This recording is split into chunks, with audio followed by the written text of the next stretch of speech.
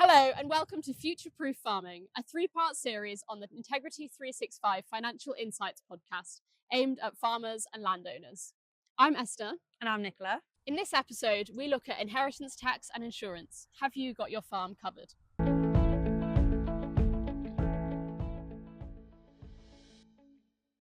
Hello and welcome to episode 2 of our three-part series, Future Proof Farming. So Esther, tell us what role life insurance plays in financial planning for the agricultural industry. So there's two key elements here. The first one is the use of life insurance to protect the farm and the family against inheritance tax. The second is to ensure the continuity of the farming business whilst there are key workers active on that farm. So Nicola, do you want to talk a little bit about how you apply this to your own farming clients?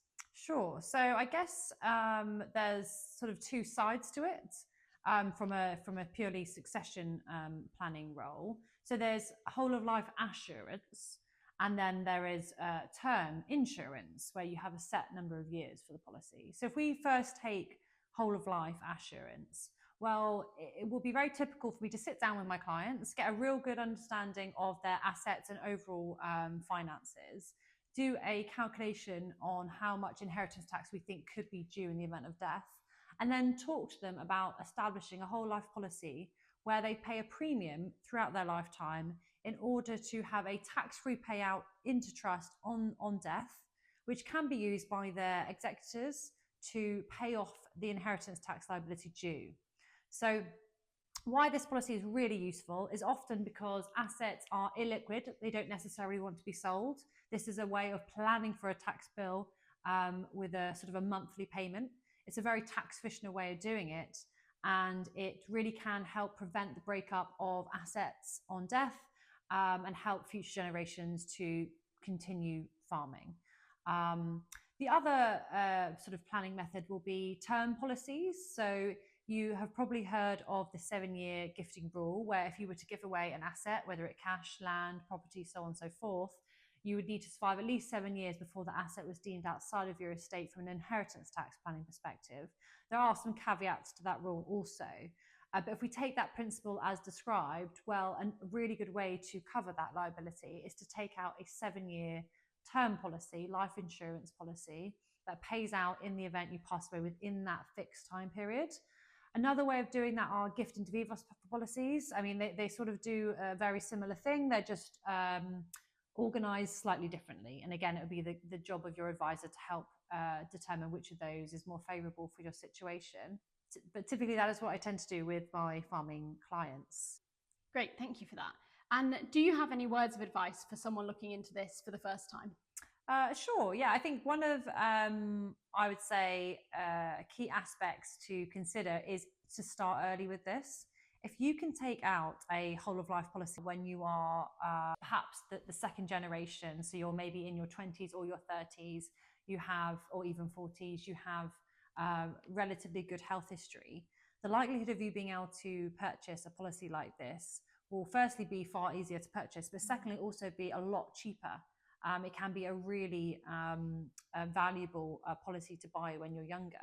So think about this far in advance. If you're perhaps sitting down now with 2 or 3 generations of the family and we're looking at inheritance tax planning perhaps for the current generation, while having that discussion, we should also be taking out the policy for the next generation when it's nice and cheap to insure. Sure.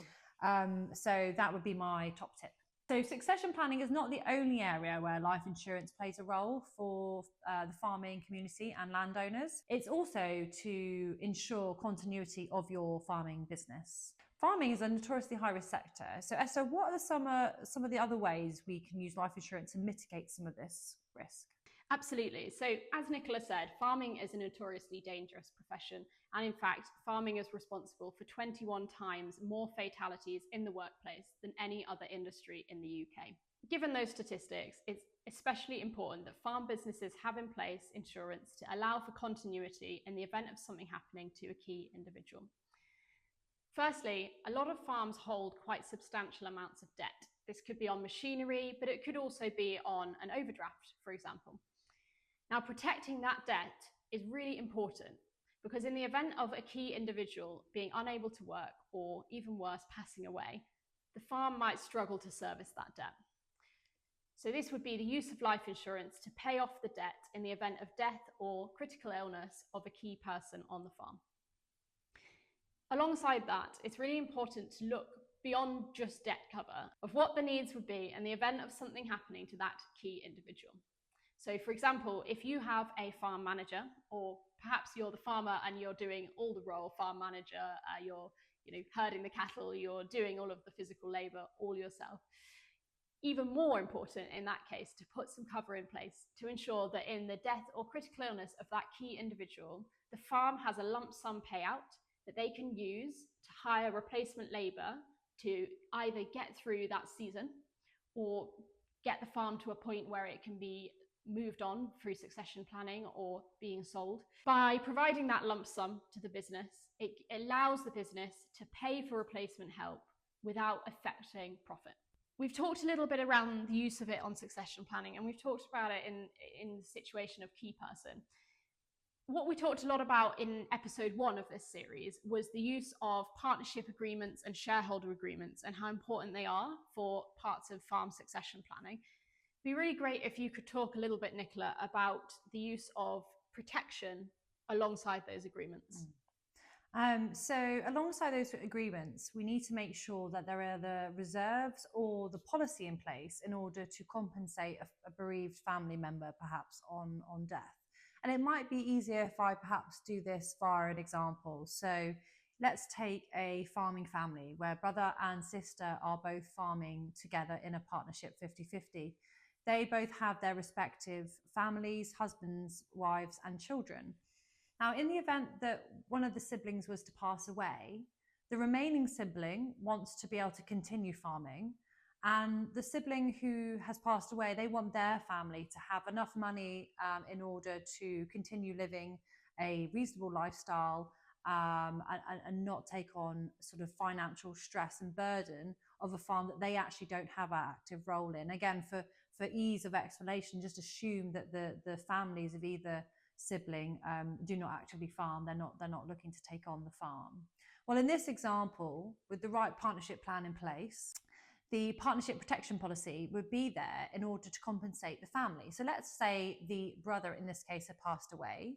The life insurance policy would pay out on his death, and it would pay out to his spouse and his children in order to pay for their half of the farm, essentially, and allow them to continue living from a financial perspective. But it also means that half of the partnership would then pass to the remaining sibling, the sister in this case, so she could continue to farm. So what that does is it protects both parties, because it means that the farm or the business can continue on as those that were, can continue on as desired. But it also means there is the liquidity and the money there to help form a payout in the event of something like this, which is clearly unplanned, unexpected, and very difficult to plan for, especially with these sort of businesses where a lot of value is tied up in less liquid holdings. Yeah. So really important to have that in place, and that applies for both limited companies and partnerships. And on the topic of protecting the family, there are also some other personal benefits you can get from having life insurance. Esther, do you want to maybe tell us a little bit about some of those opportunities? Sure. So when you're looking at protection, we've talked about protecting the business mainly and succession planning. But ultimately, I think what people generally think of when you say the words life insurance is the use of life insurance policy to protect your family. So particularly for people who are bringing income into the family, if something suddenly happens to them, how is the family going to continue to move forwards without that income coming in? And how are they going to meet their daily costs? Realistically, in that eventuality, there is a huge amount of shock and bereavement, and the last thing that the family needs to be doing is worrying about how they're going to pay the bills. So you can use life insurance, either a lump sum or income, depending on what is suitable, to effectively replace that income and ensure that your family are protected and that they can continue living the lifestyle that you had hoped they could live. Now, that can be done on a personal basis. However, if your business is run as a limited company, it's really worth exploring something called a relevant life policy, which is basically a life insurance policy run through the business. The business pays the premium, so it's much more tax efficient, and rather than taking the money out of the business to pay the premiums yourself. Not going to go into huge amounts of detail around this, but it's something that you need to consider as part of your planning. And when we're looking at farming, having that continuity in place in all areas is really, really key. So I think we've covered quite a lot of ground there, lots of information. Nicola, it'd be great if you could provide a bit of a summary of what we've just gone through there. Sure. So in sort of two parts. So first part, making sure you have the right plan in place with the correct whole of life assurance and perhaps some term insurances if you're looking at gifting. When it comes to doing succession planning, make sure you start early with that. And then secondly, moving on to continuity in a business. And that really is around ensuring that you have looked at any key people in that business, any big risk if someone was to be off due to sickness or death, and ensuring you've covered that risk as best you can. But please do speak to your advisor. They can guide you in order to lay out which parts are most important to you and your business. Perfect. Thank you very much for joining us today on this episode of Future Proof Farming. We'd really encourage you, if you haven't already, to please go back and watch episode 1, where we talk around the legal aspects of farm succession planning with a company called Hedges Law, who are specialists in this area. Episode 3 will look to focus on tax-efficient investment and growth outside of the farm. Please do join us for that. If anything we've said today has been of interest, you can find out more at financialadviceforfarmers.co.uk. Send us a message. We'd love to have a chat. Thank you.